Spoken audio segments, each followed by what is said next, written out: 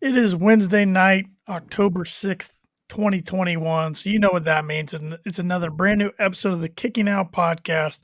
I am Tanner Lee, along with my co-host, Paul Zartman. What's going on, Paul? Oh man, it's Wednesday night. It's a great night to be an AEW fan. Great show. I'm excited to cover it. Can't wait to dive right into it. Fun show with a very fun ending. Oh, absolutely. Great ending. Not one that I personally saw coming. We kind of talked about the possibility of it, but I never truly saw it coming. Right. I talked myself out of it. I did too. Yeah, the more I thought about it, I'm like, I don't think they're gonna do that tonight. And yep. I shot myself into work. Mm-hmm. We both did. Don't worry about that. But I wasn't disappointed at it. Oh, no, not at all. Not at all. There was no disappointment in that whatsoever. Makes you wonder if our original prediction, though, is ever going to happen. So Tony keeps everybody guessing. Yes, we'll dive into that later, though. Yeah, big return tonight. A big introduction of a new title. Yeah, a lot of good matches. So let's get right into it. Let's do it. And we kick off the show, as we always do, with JR saying it's Wednesday night, and you know what that means. And we go straight to action as we've got an 8-man tag match, the Super Elite, the Young Bucks, Adam Cole, Kenny Omega, versus Jurassic Express, Christian Cage, and Bryan Danielson. Yeah, literally right to action, no intros or anything. Yeah, I know. I was kind of shocked because normally at least the Elite want theirs done, but I guess they chose not to this time. It surprised me that they didn't give Cole an entrance, but he found a way to work it in himself there in the match. So yeah, he did, and I'll touch on that coming up here in just a little bit. Jungle Boy and Nick Jackson begin things. Jungle Boy gets the upper hand by taking Nick down with an arm drag, then a drop kick. Adam Cole, Christian Cage are the legal men. Neither men gain control. Jungle Boy gets tagged back in, and Cole takes advantage of the match after Matt Jackson gets involved. I gotta say, throughout this match, Jungle Boy was in there probably more than anybody. Yeah, and I don't think that was by mistake.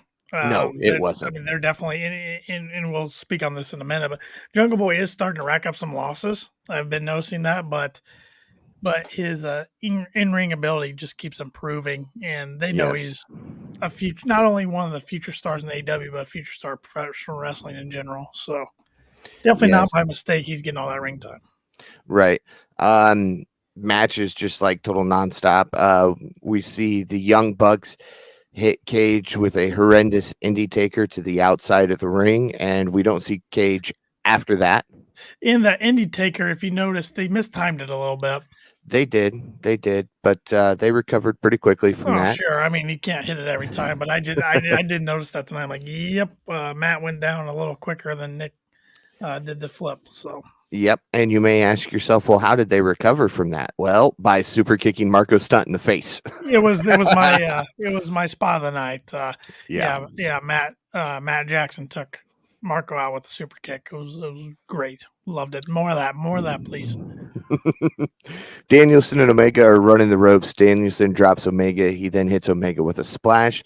Danielson now hits Omega with a hurricanrana and a diving headbutt. Danielson goes for the pin. However, Omega breaks up the pin. Danielson has Omega in a cattle mutilation. Jackson hits Danielson with a swanton bomb. Just a short time later, all hell has broken loose once again. Danielson hits a tope suicida. Omega then dives over the ropes and lands on 4 people. Adam Cole is about to go for a dive as well, but stops in the middle of the ring and yells out, "Adam Cole, baby." Danielson goes for a big knee to the face in the final portions of this match. Omega catches it, allowing Cole and the Young Bucks to hit a triple super kick. Then the Super Elite hit a 4-person BTE trigger on Jungle Boy. Adam Cole pins Jungle Boy to get the victory. Yep, this match was pretty predictable. I think the biggest question mark, at least when you and I were texting about it, was who's going to eat the pin. You said Jungle Boy. I thought Luchasaurus would, and you were right. Jungle Boy eats the pin yet again, like I was kind of referring to earlier. It seems like every time the Jurassic Express or a team consisting of the Jurassic Express loses, Jungle Boy's eating the pin. But I Yeah. will say Luchasaurus is over with that crowd. I know both of us would like to see him turn heel. I think he eventually will, but I think it's a ways down the road. Yeah, it really tonight really made me want to see that heel Luchasaurus with those dark colors on. Mhm. Give him a black or a blood red mask, darken the tail, ponytail, whatever you want to call it, and just let him be heel. I think it'd be great. Yeah, he moves around the ring so well for a big guy. It's still weird to me how he is arguably the biggest guy in AEW, but he's like 6'8", 6'9". I Yeah. mean, compared to a big guy in WWE, like 7 foot or something, So it's a little different, but it just shows you a lot of smaller guys are in AEW. But yeah, for sure, Luchasaurus. I mean, he keeps improving too. Um, and you put those guys in a team with two great wrestlers like Christian Cage and Bryan Danielson. It's going to be money every time, and all four of the super elite. So Well, good stuff. Good opener. everybody in the Super Elite's good, apart from Michael Nakazawa and Brandon Cutler. Yeah, they're the Stooges. Every Although group needs a Stooge.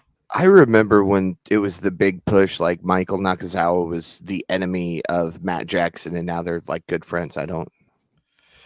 Yeah, yeah, that just kind of came about without much of a story. Yeah, Kenny had to have worked some magic on that one or something. Yeah. Up next, we get John Moxley cutting a promo saying that nobody can pin him and that if they want to play games tonight in Philly, bring it. Yep, Philly's a perfect town to describe Mox. It's a town that fits him well. Hard nose. Exactly. Punk comes out for his promo. The Philly crowd chants CM Punk. Of course, they were chanting CM Punk at the start of the Mox interview too. So they were just all for Punk tonight, as They're ready. usual. Every stop he goes, he even said, "Getting tired of this yet?" I mean, no, because every market's new. Every market hadn't seen him for 7 years, so he did stage dive tonight, which was nice, and I really enjoyed his promo tonight. I thought it was a good one. I thought it was a little different than what he's been doing lately. Yep. He talks about how he lived in Philly for 3 years and how he loves Philly. Punk says because of Philly, he bought an iPod and a laptop and he was rich. He was referencing that wrestling made him rich. CM Punk calls out Daniel Garcia to a match on Rampage, which quickly got approved, mind you. Yeah. And this company thinks so highly of Daniel Garcia because they keep throwing him in huge matches with big names. Now, is he going to win them? No, but you can tell they think he's one of the future promising stars of the company. So it's been awesome to see him rise up the ranks so fast from dark and elevation to now getting prime spots on Dynamite and really as of late Rampage. Yeah. Also, after the promo, CM Punk gave a child in the crowd his pair of Jordan 1s he was wearing. If those are the same pair, I think they are. I watched a show, it's a shoe show on YouTube, and he bought that pair of Jordans and another pair of Jordans. So combined, they were over, I think, $1,400 for the two pairs, and he gave one of those away. Yeah. To a kid dressed as Orange Cassidy. That was the same kid, wasn't that pinned one of the talents 2 years ago when AEW went off the air. It was the exact same kid. Yep. Great to see that he's still dressing as Orange Cassidy. Great to see that he's still loving the company. So yeah, I knew he was gonna do something with the kid because he went over and whispered something to his ear. So I'm like, and the kid was like, here after the promo. But I didn't think he'd give him the Jordan 1s. He must not like them very well. I don't know. I mean, he pointed them out pretty quickly in that promo.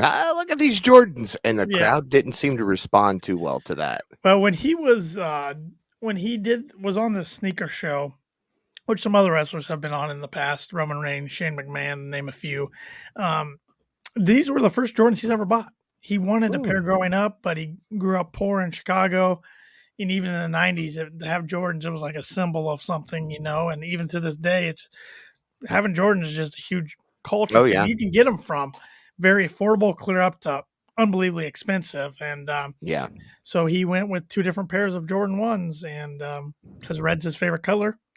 So I don't know. It just surprised me why he gave him away. I Yeah, mean, I'm sure there's more to that story than we'll ever know, but very right. cool gesture by him. Either way, Well, I'm sure in an interview, Punk will talk about it at some point coming up here in the next week or two. probably. Up next, His we wife get. was in the news tonight, by the way, too. Yes, she was. I saw her name pop up. I didn't read what was going on She's for going to be sure. the executive, I believe, director, if not director, producer of the WOW, which is coming back in February of 2022. Tessa Blanchard is one of the new talents that signed with them. So yeah, we'll see what happens there. We'll see if this leads to an in-ring return for AJ Lee. I don't know. If it does, I would love to watch that. I miss watching AJ Lee matches. She was one of my favorites, gotta admit. Up next, we get another great promo from Arn Anderson. Cody Rhodes appears and asks Arn, "What are you doing at my house? Are you going to shoot me?" Kind of the throwback to last week. Anderson is throwing in some of Cody's fire. Rhodes sees that Arn is about to throw a tie into the fire, and Rhodes says, "You don't need to do this." Arn then slaps Cody and says he could paint a star on his face and all would be fixed. Yeah, I'm really intrigued by this story. I'm sure a lot of people hate it. I don't. I'm loving it. I can't figure out where it's going, because if you listen to Cody outside of the wrestling world, he did it again in an interview today, or maybe it was yesterday, just recently. He said there's two things he's not going to do. He's not going to turn heel. He said he would retire before he turned heel. He's not going to go back on his word that he won't participate for the AEW World Title. So I don't know. I feel like he's playing us all like a fiddle, though. Yeah, because see, here's something very interesting. Leading up to the TNT Championship, Cody would go on record every interview. We're not going to introduce another title. We don't want to do that. And then they did. And now all of a sudden, he said he'll never challenge for it. He's not going to turn heel. Never mentioned it again. And then now all of a sudden it's back in every interview that he's doing. I think it's coming. Well, and I love what they're doing with the character on TV, Cody Rhodes, because if you dive deep in it, at least in my opinion, Cody's kind of turning heel by not trying to turn heel, because really, if you look at it, dating back to MJF turning on him, and then the Nightmare Family starting to turn on him, Cody's his own worst enemy. Mm-hmm. He is the problem, and he can't realize he's the problem. Yep. I'm very interested to see where this goes. Mm-hmm. His face when Arn said, paint a star on your face and all will be fixed, kind of was intriguing. Kind of like that, man, you went there, but you've got a point. Yeah. So we'll see what happens. Yeah, there's a big payoff. I just don't know if it's going to be in 2021 or 2022 or when exactly we're going to get it. But I just hope they don't drag this out too long. Right. And it gets repetitive and boring. And, right. I wouldn't mind seeing like Cody come out, do a couple heelish moves or something during a promo or during a match, and then Arn's going, that's what you need to do, and then Cody goes, but that was wrong, I don't need to do it. That type of stuff I'm okay with, but let's just not just have these promos from Arn every single week for 6 months. I feel like he does something heelish almost every time he's in a match anyways. Well, he does, but I want Arn to start pointing it out and him go, well, no, I'm not trying to be heel. Yeah. So something, it's interesting where this is going. I'm all for it, though. And I did enjoy the first 2 episodes of Roads to the Top last week. That was very good. Yes. Bobby Fish is up next in a backstage vignette promo talking about his history in the wrestling business. He comes out. Then we get a little Sammy snippet where he talks about, I did exactly what I said I was going to last week. Oh, and by the way, Fuego, here's the keys to your new truck. Yeah, I saw the Dodge Ram in the background. I'm like, he's gonna give the keys to Fuego for that. Was it a Dodge? I thought it was a Chevy. Dodge, yeah. Okay. Dodge. So. Oh no, there was a Chevy to the side of it. Never mind. Yeah, I got distracted. There were pretty cars in the background, so I was distracted. They're all nice cars. So yeah, and Bobby Fish. It was interesting tonight. I think as far as I've been reading, Fightful Select, if you don't subscribe for $5 a month, it's worth the $5. They're reporting today they have not heard that Bobby Fish has signed a contract or anything. So as of right now, it looks like that's probably just a one-off. But Yeah. we'll see. I know he has been wrestling for MLW. So. Yeah. Fish and Guevara lock up. Fish comes at Guevara with multiple heavy shots. Guevara and Fish show each other respect. Guevara takes Fish down with a dropkick, then hits an enziguri. Sammy goes to the top rope for a maneuver. Fish takes him down quickly with a kick to the knee. Fish and Sammy Guevara exchange heavy shots, and the match goes back and forth as we go into our first picture-in-picture commercial break of the evening. When we come back from commercial break, Guevara is taking down Fish with a back elbow and some multiple strikes. Fish hits Sammy with a backdrop suplex. Fish goes for the pin. However, Guevara kicks out. Sammy Guevara counters Fish with the Spanish Fly. Guevara goes to the top turnbuckle. Fish stops him, and Fish hits Sammy with the Avalanche Falcon Arrow. Bobby Fish goes for the pin. Guevara kicks out. Guevara hits Fish with the GTH and then pins Fish to get the win. Yeah, fun match. I mean, I think everybody, I don't think anybody in their right mind thought Sammy Guevara was going to lose the AEW title, TNT title after just winning it last week. But fun match. If you would have told me at the beginning of 2021 that Adam Cole and Bobby Fish would both be on AEW television, I would have laughed at you and asked what you were on and give me some of that, because I wouldn't have believed you for a second.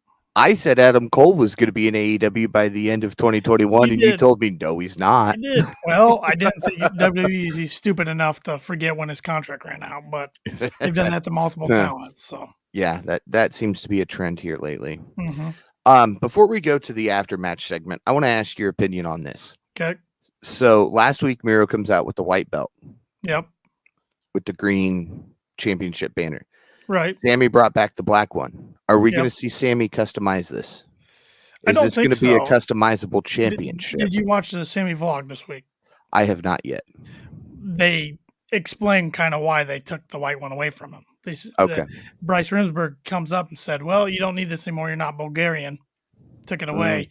Here's the one that so-and-so came up with and just gave it to him. And it already had plates on there for him. So there is a good possibility I've been seeing all week throughout Twitter, and a lot of people are just retweeting the exact same person's tweet that talks about the Bulgarian storyline, that basically, the Bulgarian champion had to face so many competitors and then lost to the final one, and Sammy was that final one. So it kind of followed that big story that the Bulgarians follow. Right.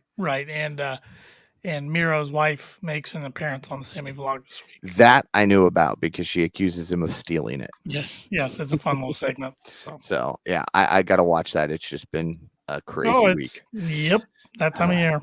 Yeah. So after the match, American Top Team and Scorpio Sky attack Sammy Guevara. Fuego del Sol comes down to try and save Guevara, but he's taken down right away. Fuego being the first one down kind of threw me off. I thought, we might see somebody else from the vlog crew.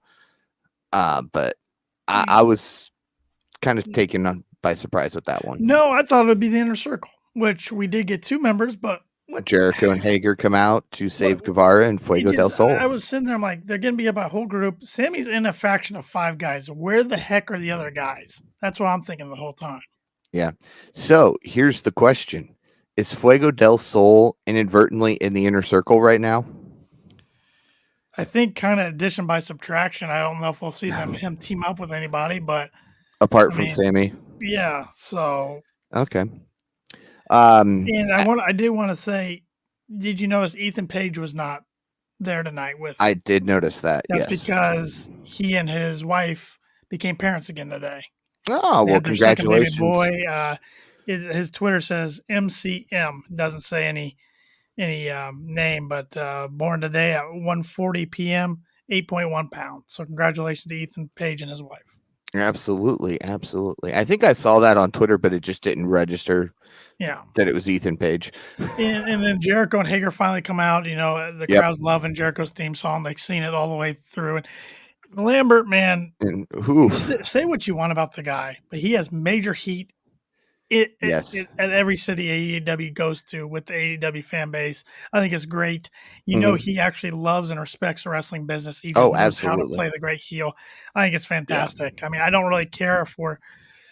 I mean, we'll see. We'll see how the MMA guy wrestles. Yeah. With American or with the Man of the Year, but Or I don't know. will it be kind of a Hager and him? Since, I mean, when Hager came down there and he went after the MMA guys, those were real punches. Yeah, even the elbow This, strikes. I know they were working elbows on Fuego, but they still threw him pretty hard. yeah, I mean, that those that guys. first one, I mean, Fuego's head kind of, Yeah, those guys. I mean, they know how to throw a working elbow. Of course, it yeah, just looks more real than sometimes a professional wrestler one does, just because yep, that's what they do for a living. So, um, yeah, we'll, I'm okay with this storyline. yep, That's we'll fine. see. Jericho, Hager, and Guevara wrestle Men of the Year and Junior Dos Santos. Yep, he's a former. Thank you. I couldn't remember his name. He's former UFC heavyweight champions. Yes, and let's not forget Hager is still undefeated in the cage. He Just, is. just He saying. is. He Just is. saying. He is. Yeah. That's all I'll say. But yeah, he is. That's all I'll say about that. He is. So I can't say he's not. The Acclaimed cut a promo challenge the Lucha Bros for a match on AEW Rampage. Figure this was coming soon. They're number one in the rankings. Yep. So that's what they've been doing a lot of Rampage, a lot of tag team title defenses lately. Yeah, I'm okay with that, honestly. No, that's good. It's good. I mean, you have to fill a time slot, and I'm all about getting more title defenses on TV aside from the World Championship. Keep those for special occasions. Right. When we come back from that promo, Tony Schiavone is in the ring to announce a new AEW championship, the TBS Women Championship, which will begin as a tournament starting the 5th of January when Dynamite goes to TBS. Yes, Dynamite's going to TBS. Rampage is not.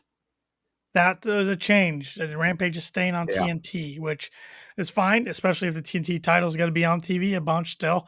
With the move to TBS, I think that's fine. I love the look of this title. Call me crazy. I think it's better looking than the AEW Women's World title.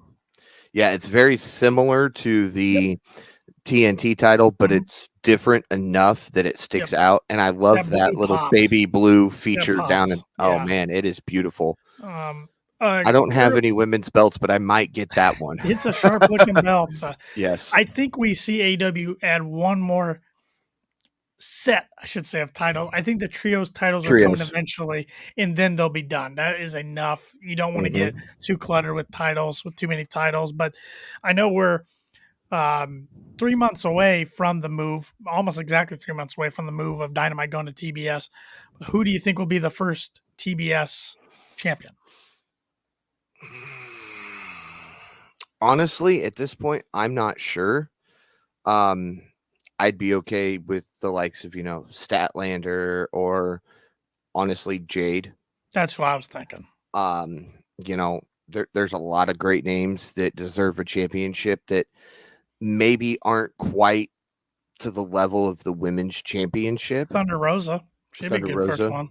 Yeah. Because maybe you give it her, let somebody credible build it up, kind of like put it on Cody her for a while, And Jericho, let's not forget. Right, absolutely. Yeah, I remember at the time I thought they made a mistake not going with Hangman, but no, they made the right move. No. They knew what they were doing. Jim Ross is interviewing Darby Allin, and Ross says he has a big challenge for this week's match against Nick Comoroto. Ross mentions the promo from last week and mentions Darby's face paint. Darby says he does it because 50% of him is dead inside and that MJF will not win this feud. Yep, we mentioned that last week. He had mentioned that in previous interviews. So very touching real life story there. And speaking of Darby Allin and Nick Comoroto, that match is up next. Apparently, there's some big news that they changed the spelling of Nick Comoroto's name. I didn't notice. So is that a thing with the factory now? Solo did it. Now Comorato's going to do it. Right. Like Solo just dropped the W. Comoroto dropped what, a T or something? I'm over these guys. We were So talking what is tonight. it? So next is it Q Marshall? Yeah, exactly. I'm so sick of these guys. Like when they came in and they turned their back on Cody, I'm like, this could be really cool. They've Yep. dropped the ball with it. I don't Oh care. yeah. I don't care Yep. about this faction at all. No, I think honestly, no discredit to QT, but he was the wrong guy to lead it. Right, and they're fine for Dark and Elevation. I don't want to see him on Dynamite or even Rampage. I'm Nope. sorry. I Nope. just don't. Nope. Darby gets in the ring and immediately goes after Camarado and the Nightmare Factory. The match officially begins when both Camarado and Allen get into the ring. Camarado takes control right away by tossing Darby around with ease. Then they head out for another picture-in-picture commercial break. Camarado controlled the match during the break. They return and Allen is on nails Camarado with a massive strike. Allen goes up top and hits the coffin drop, pins Camarado for the win. Yeah, pretty quick match. Yep. Predictable. Squash match for Allen, honestly. Yeah, put a little guy over the giant. So Yeah. Yeah, Camarado, like I kind of mentioned at the beginning of the factory, I thought he was going to be a force to be reckoned Oh, with. yeah. He hasn't won more than Yep. a couple matches. After the match, QT Marshall hits Sting with a diamond cutter. Sting gets right back up That's what and I'm glad drops Sting Marshall didn't with a sell that. That was scorpion the death weakest drop. diamond cutter I've ever seen in my Oh my life. God. I know. I was like, dude, that looked more like a freaking, I don't even know, but that was not awful. a diamond cutter. No, that was awful. And I don't hate QT the person. I think he does Right. great work as a producer. I'm just not huge on him in the ring. And I gotta call. That's what we do on this podcast. We're a AEW fan podcast, but we're gonna call out what we don't like. And Yep. that cutter was pathetic. It was terrible. I mean, like the fact that I mentioned Camarado changing the spelling of his name, and fans lost their minds over it. Why? Let's just face it. He's not in WWE where he would be Ogre. Yeah. I mean, they probably 100%. would have tried to copyright the name somehow. Probably would have been in a Letterman jacket, and he would have gone out there going, nerds. Yep. And that's all he would have done. Yep. 100%. Next, we get Dante Martin cutting a promo, says that he has been a problem for everyone and he will take on anyone. The lights go out, come back on, and Malachi Black appears behind Martin. Black sprays the black mist into the eyes of Dante and then hits Martin with a wheelhouse kick. Lights go off for a few seconds, come back on. Malachi Black says the House of Black accepts, and they head out for a commercial break. Another one the WWE screwed up on. Didn't know his 30-day contract. My God, this guy's a star. He's got the best entrance, even though on the entrance, those lights go out, the crowd roars, the crowd gets behind. I mean, they still chant, how surprised they are every time he's there. He just oozes charisma. I'm a big fan. He's got cool moveset, great look. I know there was somebody on Twitter that commented on our Twitter account that he foresees gold in Malachi's future soon. Oh, so do I. I think, they're building him the right way. He's just a star. Yep. Awesome. Yep. But I mean, he's one of those guys again that came in. Yeah, he still had a lot of steam from when he was in WWE, brought a lot of that fan base with him. Yeah. But this dude rose to stardom quick. He doesn't need a belt. No, he doesn't. But have a belt on him would be fabulous. Yeah. And I like the way they're building them. I mean, I don't see anybody giving them an L anytime soon. Right. And I am okay with putting any belt on the company on this man as long as it's not the FTW championship. Ricky Starks is in the ring talking about the championship. Starks says he wanted to fight Cage in a Philly street fight, but Cage is not here. Cage music goes off.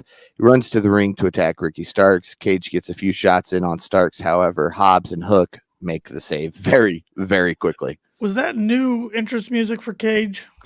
I think so, because I didn't recognize it. I didn't either. So it might. I know he's been doing a lot of indie shows.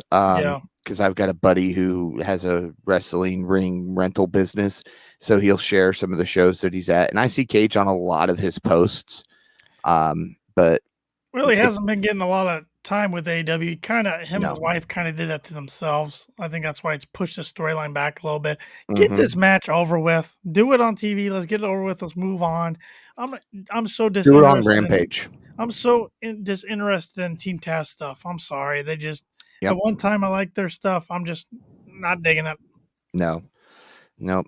Up next, I had to double check the time because Hikaru Shida's music hit, and I was like, wait, nope, it's not quite 9:30 yet. So it was moved back a little bit, but this was played off as a huge match. I thought it actually would be closer to the 9 o'clock slot anyway. Serena Deeb comes down next. They start with a tie-up. Deeb takes Shida with a quick takedown. Although Shida wants to shake Deeb's hand, Deeb slaps Shida. This causes Shida to start laying in some heavy shots on Deeb. Then they head out for another picture-in-picture commercial break with Deeb in control that nobody knew was coming. I mean, this thing came out of absolutely nowhere. There was no indication. I mean, they were, oh my God. Yeah, it was a missed time, I think. Yeah. After the break, Shida hits a nice missile drop kick. Then a big knee to Deep's face. Deep is back up and hits Shida with a swinging neck breaker and multiple elbow drops. Shida hits Deep with another big knee to the face. Shida hits the running knee again. Shida hits the Falcon Arrow, which normally gets the 3 count. However, Deep kicked out. Deeb breaks the eyes of Shida and hits Shida with the detox. Deeb then puts on the Serenity Lock, and Shida taps out.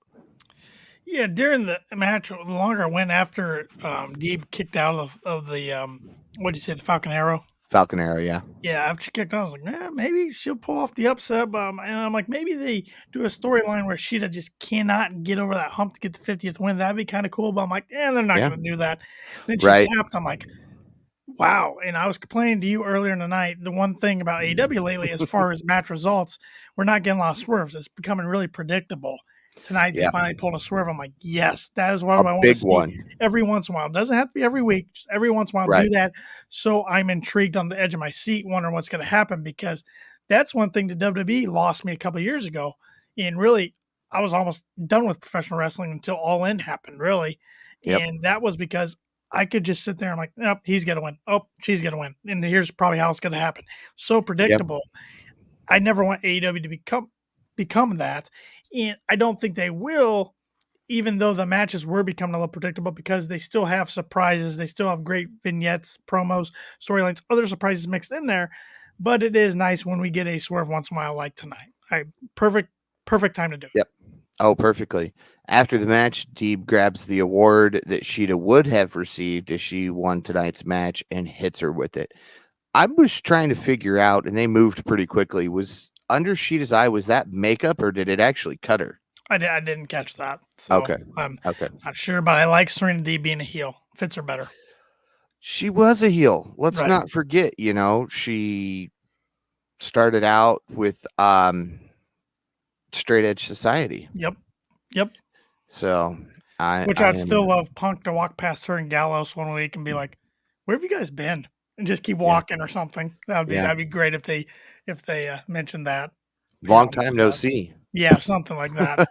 But I doubt they'll do that, but that'd be great.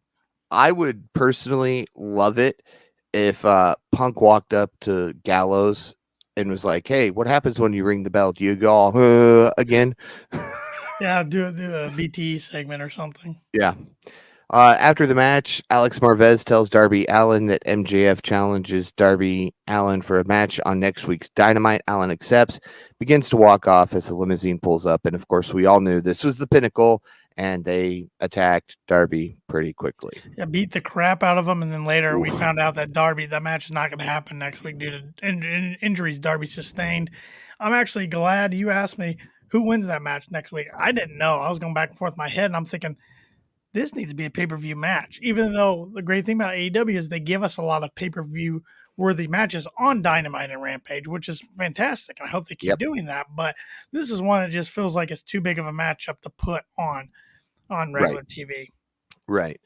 Up next, we get a little promo from Lio Rush. He says he wants to represent Dante Martin and get him to new heights. Yeah, a little bit pyramid scheme from Lio Rush. It is kind of like the Matt Hardy family office, but I'm more intrigued in this one. I want to see where it goes because Leo's can be very good on the mic. So exactly, that's the difference. And no offense to Matt Hardy, but no, he's doing everything. He's never been a good one for the mic. No, not really. And I just don't care about the rest of the members of the HFO. Really, that's the thing. So For me, it's Butcher, Blade, and TH2. yeah, and see, I'm not as high as TH2 as you are, or the Butcher and the Blade. Really, in Private Parties lost me. Oh, I used to really be a big fan of them, but I'm just not. It's not a lot of these factions, them and Team Taz. I'm just not interested in. no. And don't forget the factory. Oh, I didn't even want to mention them because I'm so disinterested in them.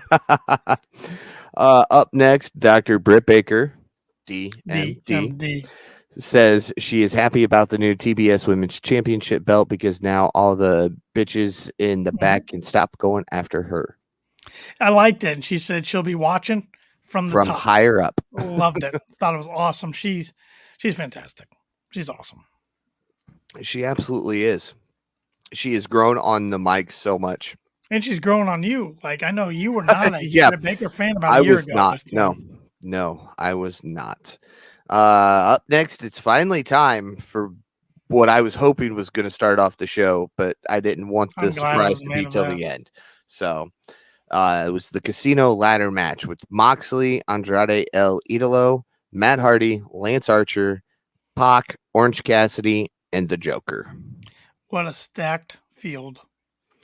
Now, before this, well, even clear up until his music hit, I thought it was going to be Buddy Murphy. Yes. Or Matthews, excuse me. Buddy Matthews, formerly known as Buddy Murphy. I did too, because he still hasn't popped up in any promotion. Nope. I was hoping it wasn't going to be Braun Strowman or Adam Scher that he's going by now. I knew it wasn't going to be Wyndham. I just knew it wasn't going to be him. Too soon for him if it's going to be. So I saw a few people. I think Raj Gary, who runs Wrestling Inc., he thought it might be Bryan Danielson. I was like, oh, that could be interesting. You know, that's how Bryan gets back into the mix. But it was a returning Hangman Adam Page, and what a freaking pop by the crowd. Man, yeah, that thing was, it was hard to hear commentary there for a couple seconds. Like, the music hit, I didn't even hear the music. I saw the Titantron and was like, yes, but that crowd was so loud at the level I had my TV, I barely could hear the music. I love the music. I forgot how great of an entrance he has, and I know that hit, and I was like, it's cold chills.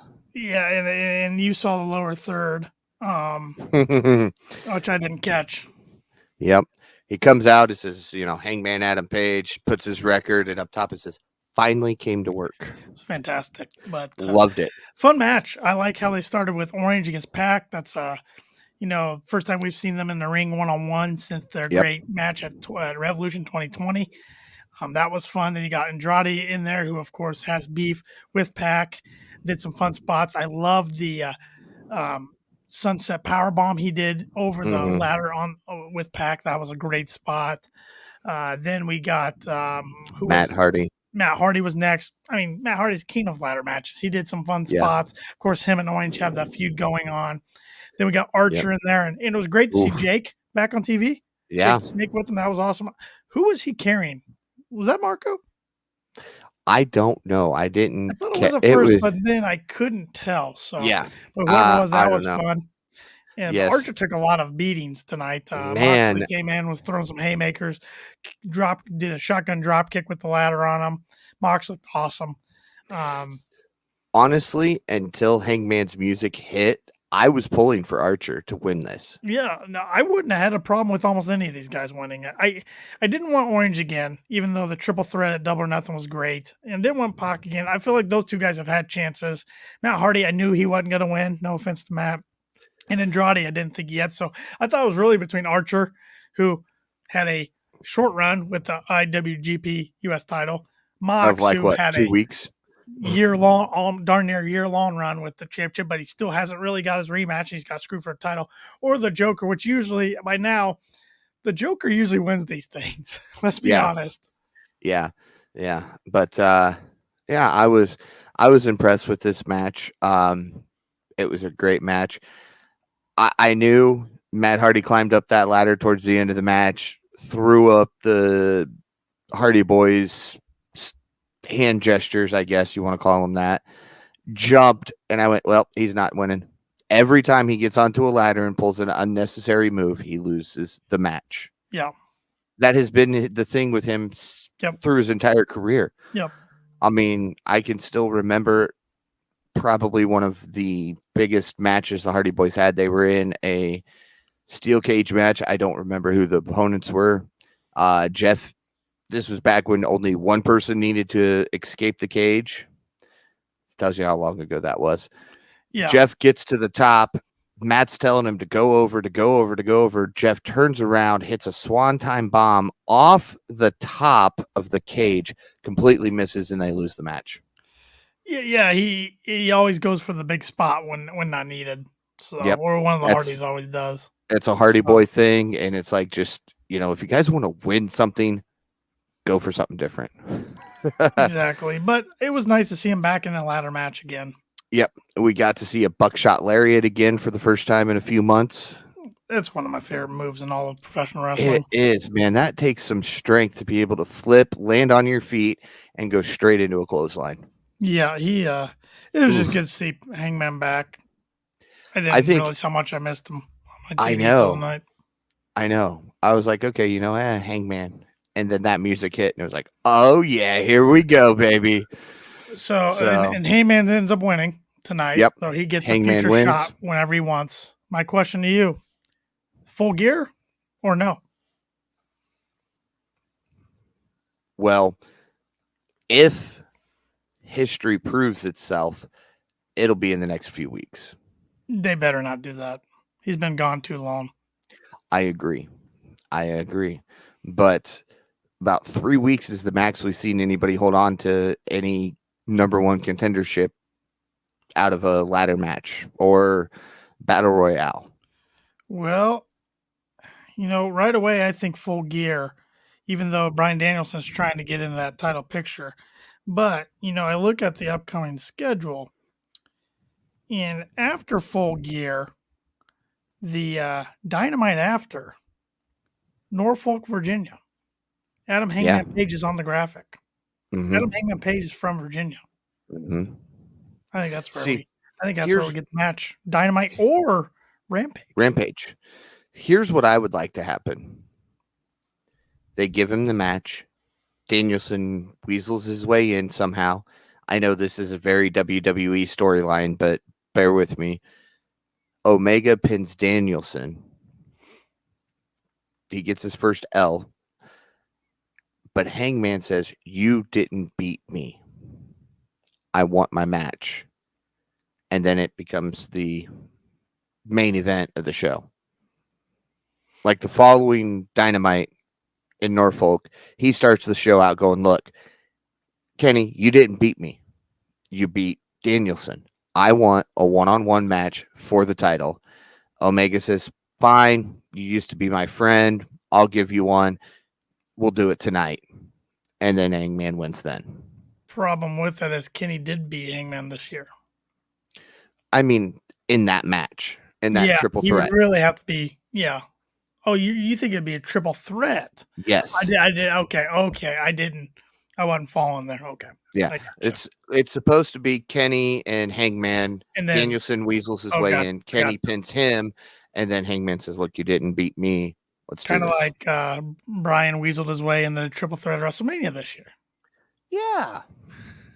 And lost. Yeah. Good match, but he did lose. But right. Yeah, either way, if it's Kenny and Bryan again for round 2 or Kenny and Hangman for the title, I think it's going to be fun. And maybe they wait. Maybe they wait for, if they do a Winter's Coming again in December and pull that, even though that'd be back-to-back years, they pull the title off somebody that, or maybe they wait till Revolution or maybe even further down the road to one of the super shows, TNT, we're going to get every quarter next year. But I don't want them to wait too long. Right. Thing. You can't let it go stale. So right. That's I don't know. I'm interested to see how they do it. Yep. I think it'll be intriguing no matter how they do it. But yeah, we'll see what happens. It's just another huge superstar back on the roster to go along with all these new talents that are in the company that have came in the company since he's been gone. CM Punk, Bryan Danielson, any other talents that might be debuting here in the next couple months. Could it be Wyndham? Could it be Kevin Steen? Could it be El Generico? Oh God, I don't know how I feel about El Generico. I mean, his Twitter stuff kind of pushed me over the edge with him. Yeah, So I don't follow him on Twitter, so he kind of went off the rails. yeah. But I'm all about Kevin Steen if he wants to come over. So. Yeah. Of course. See, I want to see Kenny drop the AEW belt, and that's how they introduce the trios belt. Whether it's Hangman and the Bucks, Cole and the Bucks, but or Kenny and the even Bucks, if you it, mean?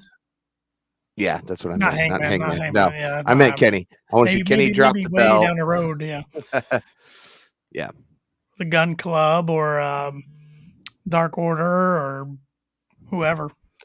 yeah. So, oh, speaking of, I didn't even mention Dark Order was on the show tonight. They were. Oh man, I almost forgot unforgettable. about that. It was a quick segment. Evil Uno said, basically, I've made a lot of bad decisions. It's up to you guys now on who makes the final calls. And they said, no, I think we should all make the final calls. And then they all agree that Alan needs to put a mask back on because he's too ugly. Go figure. They've always got to pick on Alan. Yep. That's how I know things are back to normal. Exactly. And then Anna just says, hey, are we all on the same page here or not? So my one takeaway I couldn't help but thinking during this was Evil Uno keeps saying, I'm not the leader. Okay. So are they going to make somebody the leader? I mean, I feel like they don't need a leader because we kind of found like Amanda and -1 are the leaders, but I just, with all these rumors of Wyndham, but I'm starting to think Wyndham, aka Bray Wyatt, whatever you want to call him, I don't think he's going to end up in AEW. I think he's going to end up in Impact.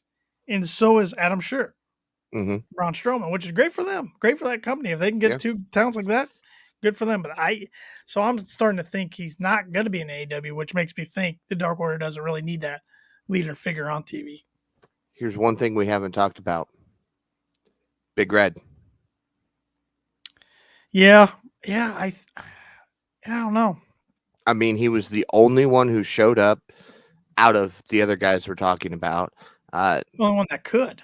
Well, in a sense. I mean, Bray was still under contract, but he was off TV. When? For the Brody Lee tribute show. That was in December. Yeah, he wasn't on TV at the time. Well, they killed his character off. Yeah, again.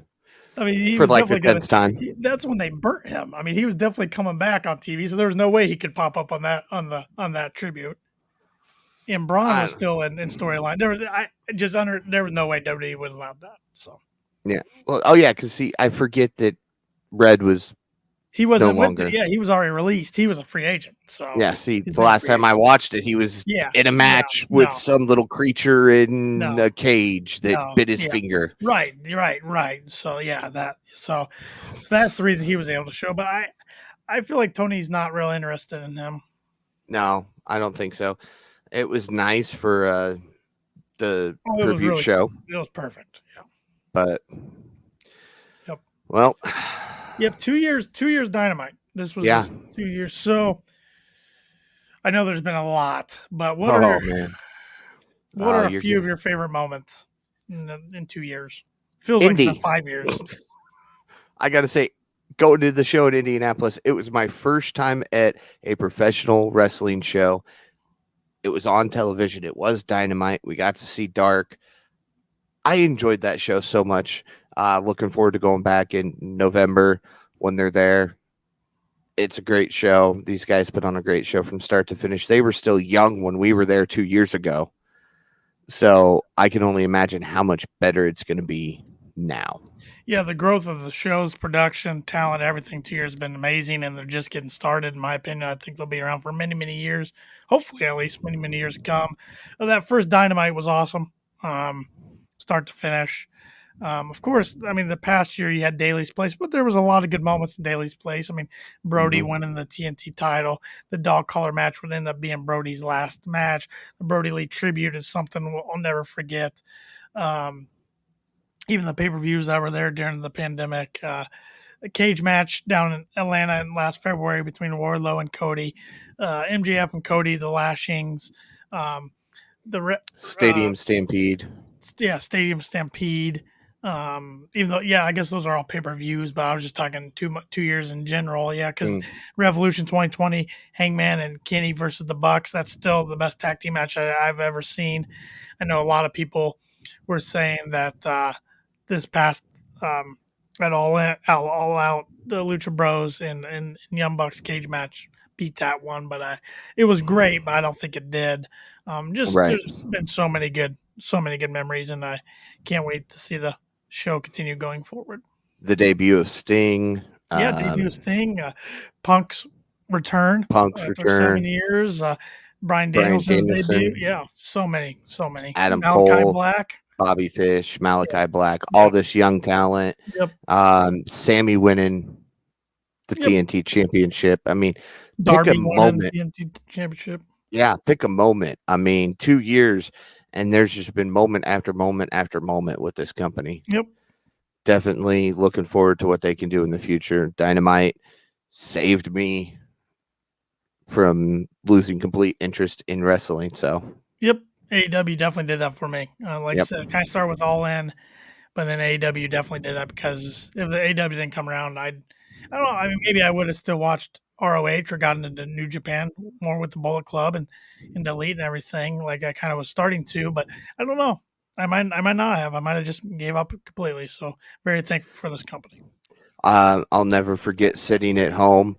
I had been watching BTE for a while. They said they were doing this special thing on YouTube live. And I remember I told everybody in the house, I don't know what this is. I'm pretty sure they're starting their own company.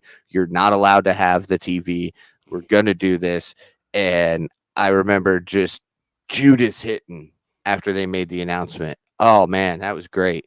Because, oh, he's never going to go. He can't wrestle in America anymore. And so for him to show up with Judas was great. Yeah, when Jericho showed up outside Daly's place in Jacksonville for that first press conference, I'm like, whoa, okay, Mm-hmm. they mean business. This is a game changer. Yep. Yep. And then their press conference In for Vegas for Double or Vegas, Nothing. Yep. another great one. Kenny comes out at the end because he had just signed. Yep. So, yep. Did you do? Yep. Totally blanked the rest of it. That's all I could remember. Sue me. Rating of the show tonight. I will give this a 7. 7? It was a great show.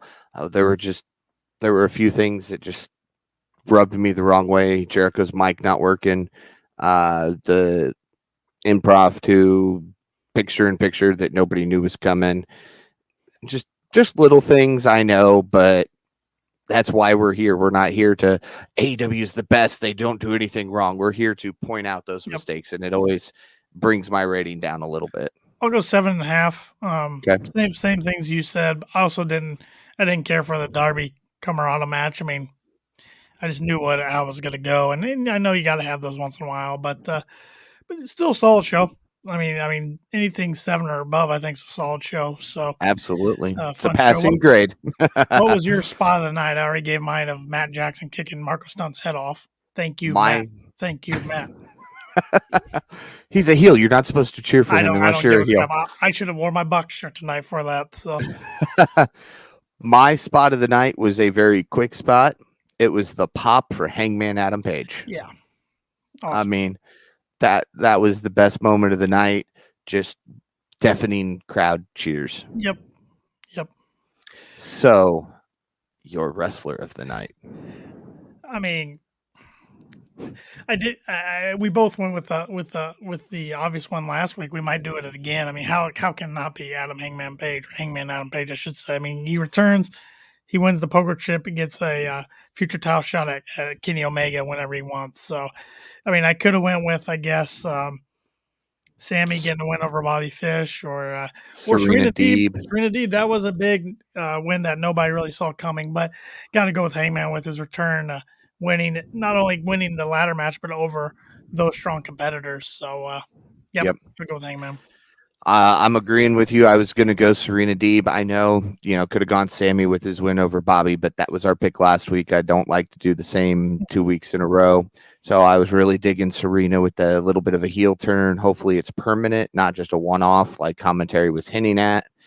But I think with the pop and the win, it's got to be Hangman Page. Yep. I don't know how you could not do it. I did have to chuckle. JR does this every year when the Oklahoma Texas game's coming up that weekend. He goes, "Go Sooners, beat Texas." I was like, "Yep, that's always." He makes sure to nail that line every year. He doesn't mess that one up, so that kind of made me chuckle. I still got to go back and watch because I'm pretty sure he said it's Tuesday night, but I wasn't fully locked in yet, so I could have misheard. Maybe he did. I thought he said Wednesday, but I could have misheard too. So. We'll have to go back and rewatch and update on Facebook with that. Yep. Well, Dynamite. Speaking of updates, scheduling, all that, Dynamite's going to be on Saturday the next 2 weeks. Yes. Unfortunately, that doesn't work with my schedule, so I'm going to be taking a little bit of a hiatus. Paul said he's going to take a hiatus next week, so we will not have a new episode of KOP next week, but we will be back. Potentially the 23rd. Paul might do it solo. He might grab somebody. If we're off that week, don't worry. That doesn't mean we're off for good. We will be back the following Wednesday when Dynamite's in, I believe, Boston. Then we will be back at our same time slot, 10 minutes after, live on Facebook, YouTube, and Twitter. So please give us a like on Facebook if you haven't already. Follow us on Twitter and Instagram at Kicking Out Pod, and subscribe to our YouTube channel. You can find all of our past episodes on there, and like I said, our future ones when we go live. So we won't be around next week, but doesn't mean we're gone for good. We're just taking a little break because Saturdays are hard to pull off with our schedules. So. Yep. A lot of things going on in our lives, but we'll be back guaranteed in 2 weeks or 3 weeks. We'll see. For the 23rd, though, keep an eye out on all of our social media, both mine, Tanner's, and Kicking Out Podcast. We'll make the announcement regarding the 23rd ahead of time. So, we'll know whether it's just me, whether there's nothing, or whether I've got somebody guest starring with me on the 23rd. So stay tuned for that update. But in the meantime, if you haven't yet, follow Kicking Out Podcast on all social media, as Tanner said, at Kicking Out Pod. Follow Tanner Lee at TannerLee92 on all social media platforms. Follow myself at Paul Zartman 921. And we will be back again in a couple of weeks. So be sure to follow us on all social media. Make sure to stop by ProWrestlingTees.com, buy some Kicking Out Podcast merchandise, support a great podcast, and look fantastic while you do it. Going to be working on trying to get another design up there, hopefully in the next few weeks. Bear with us as we get to that. And with that, for Tanner Lee, I'm Paul Zartman. Join us again next, at least the 23rd, as we kick out another podcast.